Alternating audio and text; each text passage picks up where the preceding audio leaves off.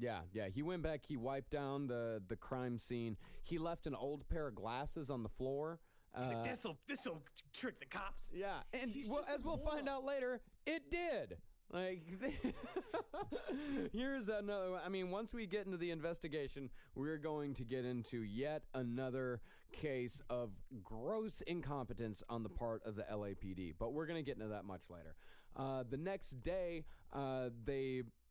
Later that night, the next day, later that night, after dinner, 7 members of the family dropped acid, hopped in a car, and drove around looking for more victims because the police had made no link whatsoever between the Hinman murders and the Tate murders. Mm-hmm. So Charlie says, all right, we got to go back out. We got to do it again. Second draft. Let's get it right this time. But this time, I'm going to go with you because I'm going to make sure that it does right. Yeah. Yeah, he wants to make sure you do it right. And so, like, they're driving around, but according to Manson's own words, he's just sitting there, like, because, you know, again, he's always trying to explain himself as he goes. And he was like literally just being like, I just want to make sure we do this right and fast and cool and awesome. Yeah. But at the same time, but he's full of shit because he is not a murderer. No. Like, he himself is not a murderer. He's done every other crime under the sun, but he's never killed before. So a way to kind of like he thinks he's a murderer at this point, doesn't he? He thinks he can do it. Yeah. He's going out to get his own, as he says, to get his hands dirty. Yeah, but I thought the guy that he thought was a part of the Black Panthers, he thought that he killed him. But that was it. We'll get into that here in a little bit. We'll get into like his mindset as far as that went. They ended up after about 2 hours. They ended up in Los Feliz, which is a hipster. Yeah, it's a hipster. Los Feliz. Yeah, Los Feliz. Yeah, Los Feliz. Yeah, hipster neighborhood nowadays. So they pulled up to the house, and the girls asked Charlie if this was the house, and they said, no, I'm thinking about the house across the street. Because they just wandered into this neighborhood because they knew a guy that lived across the street from the LaBiancas, the victims in the second murder. And so Charlie, he took Tex up to the house. He found 45-year-old grocery store tycoon Lino LaBianca asleep with a newspaper in his lap. They entered through the back door. They woke him up. They told him, we're not going to hurt you. Be cool. All we want is your money. And so he tried to give them money. He gave them like $70 that he had in his wallet. And then he was like, also, if you take me to my store, I can give you all my money. I can give you a shit ton of money. And they were like, you know. Yeah. But they had learned the lessons from the night before. Like, don't tell them you're going to kill them. Yeah, if you tell them you're going to kill them, they're going to freak out. Tell them you're there for the free sirloin. So they tied Leno's hands behind his back with a strip of leather, asked him if anyone else was in the room, and he said, Rosemary, yeah, she's back. She's asleep in the bedroom. So Manson goes back to the room. He pulls the covers off of her, and he says, wake up, lady. You got company.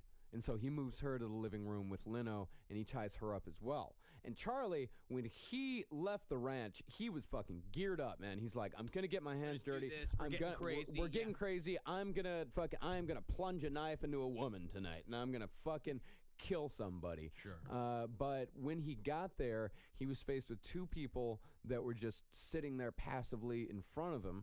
No aggression. They weren't trying to struggle free. Yeah, so he's like, I need this. I need them to like freak out so that I can go kill them. Yeah, I need them to do something so I can respond. Yeah, he's like, I need the survival instinct to kick in, which was what happened with Crow, with the drug dealer. So he even goes as far as like, he tells Tex, he's like, Tex, take the woman to the other room. Take her over there. And Charlie purposely turns his back on Lino LaBianca. Hoping that he would attack him. Hoping that he's going to fucking come in and, and Charlie can switch on and he can kill the guy and he can be a part of it too. But he couldn't do it. Charlie's too busy thinking about slashing prices. So Charlie, he leaves the house. He walks back to the car. He tells Big Patty and Leslie Van Houten, who is a new one. He can't do it. He can't do it. He just can't do it. He's just like, he's not a murderer. And this one thing about Manson in his own words that I do appreciate is that it does, honestly, it makes him out to be a huge pussy. And he even says that. I mean, I hate to use a term pussy, but it's like. You hate to use the term pussy? No, I mean, it's not that he didn't have, honestly, he just didn't have the guts to kill somebody. Yeah. And so he. Not to say that it put it on the girls. Guts to kill someone, but you either have murder in your heart or you don't, and Charles Manson didn't have it. So he goes back to the car where he finds Leslie Van Houten and Big Patty, and he says, go in, do it good, make sure it's done so the pigs will put it together with him and that pad last night. We're going to go find another house, and when you finish up, hitch back to the ranch, and we'll see you there. Because there were 7 people on this trip. So he sends 2 of them in with Tex and takes the other 3, and he's asking him, all right, who do you hate? Where are we going to go? And this one guy's like, well, there's this guy out in Venice Beach that I don't like very much. So yeah, and then one of the girls in the other one was just like, and there's this guy that, like, wouldn't make it with me once. Let's go get him. Yeah. So they go out to Venice Beach. It's like, I hate to say it, Big Patty, but you're an acquired taste. I love you. I love you. So he goes out to Venice Beach, and he's come down from the acid because he was on acid this entire time. Of course, they all were. Himself up. Yeah, to pump himself up. That sheen is worn off. He doesn't feel invincible anymore. So he sends the other 3 out into the apartment complex, and then he says, "You know what? I'm going to go home." So he just and then leaves he goes them. to like a Del Taco and he gets a bunch of chicken tacos. He just basically went and he says like, and then I checked out Rosemary's Baby, and I was like, I can't believe we killed that bitch. She's I can't believe this is amazing. Oh man, you know what I need right now? Some saltwater taffy. Where can I get that? So back at the La Bianca house, and these murders the Tate murders really get all of the press, but the La Bianca murders are a little bit more brutal. Yeah. Pretty brutal. Yeah, they're pretty brutal. So Susan Atkins and Leslie Van Houten, they've joined Tex inside, and they've focused their attention on Rosemary, and they had taken her, who had been taken into the bedroom. They heard screams from the living room as Tex stabbed Leno, ended it with a cut to the throat, and Rosemary, who was given a rush of adrenaline by the screams of her husband, she attacked Leslie with a big-ass table lamp, and during the struggle, Leslie just kept saying, please be still, please be still. And so Patty, she comes back from the kitchen with knives, and she helps Leslie in the fight against La Bianca. Patty draws first blood, stabbing Rosemary in the back, which severed her spine. And Leslie later said at first she didn't want to do it. She didn't want to stab her. She said the more that she did it, the more fun it was. She said, quote, I was obsessed with the knife. Once it went in, it just kept going in and in and She in. was also tripping balls. Yeah, she was tripping balls. So I remember watching Amelie 4 times in a row. I was also way into that. Yeah. And by the end of it, Rosemary had been stabbed 41 times. Yeah, it was bad. Yeah. That's a lot of. And so then, that's but a then lot they of them. learned. Basically, Charlie gave them a whole lesson. Like, basically, you got to wipe stuff down for fingerprints. So they clean the whole place, and then they went as far to open all the drawers and wipe down the things they hadn't even touched because they're morons. So they probably put prints on them. Patty came and led them back out to the living room. She saw what Tex had done to Leno. He had been stabbed 14 times. A double-pronged carving fork was stuck into his fucking stomach, and a knife had been left plunged into his neck. And on his forehead, Tex had carved the word war. Intense. Yeah. And on the walls, Patty had written "Death to Pigs" and "Rise," and on the fridge, she had written Helter Skelter, misspelled the fucking name of the supposed inspiration, Helter Skelter. And apparently, Helter Skelter, the words Helter Skelter were written all over the ranch. It was everywhere. Right. And yet, she still misspelled it. Come on, just write it on your hand. It's just easier to. Stay focused. She made it more difficult than it had to be. much more. Come on. Much more.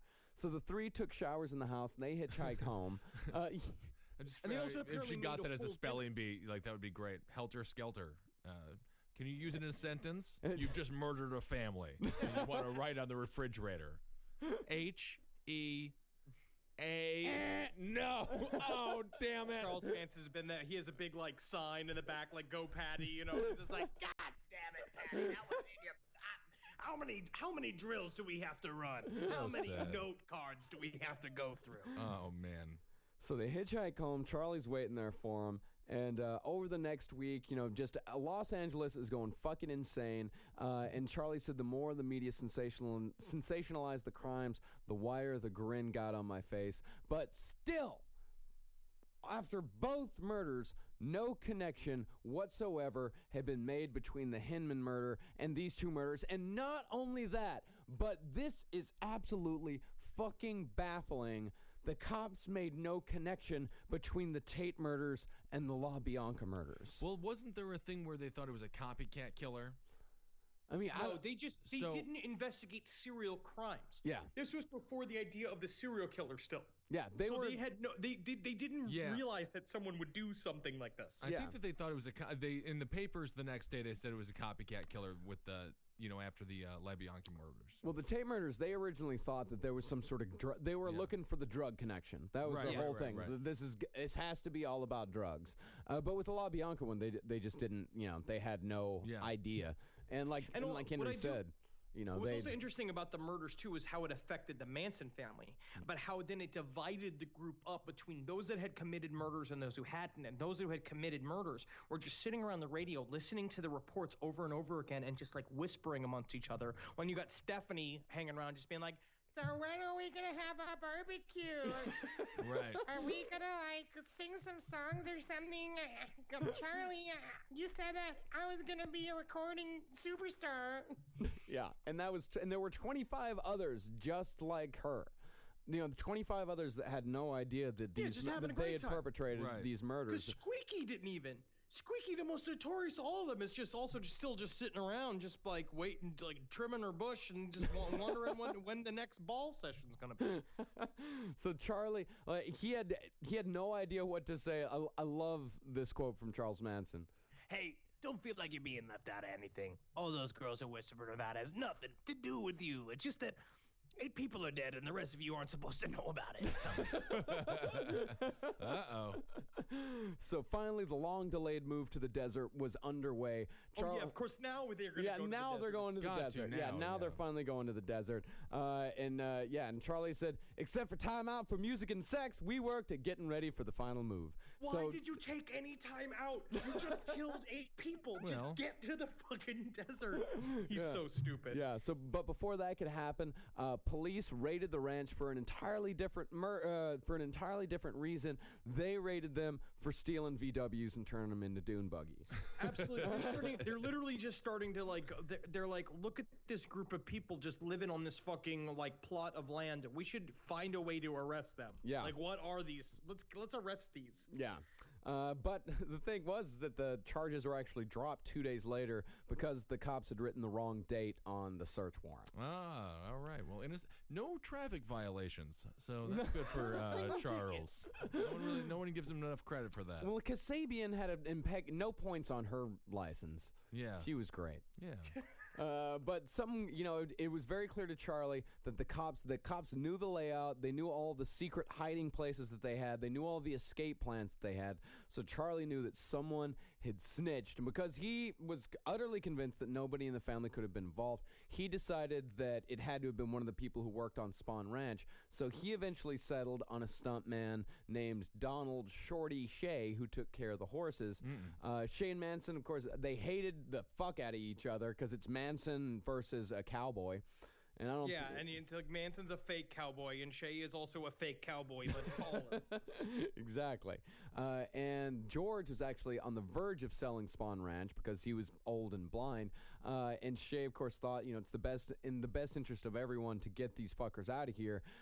So Charlie, around August 28th, 1969, about 20 days after the murders, Tex, Bruce Davis, Steve Grogan, Bill Vance, Larry Bailey, and Charles Manson, they all took Donald Shea out for a ride.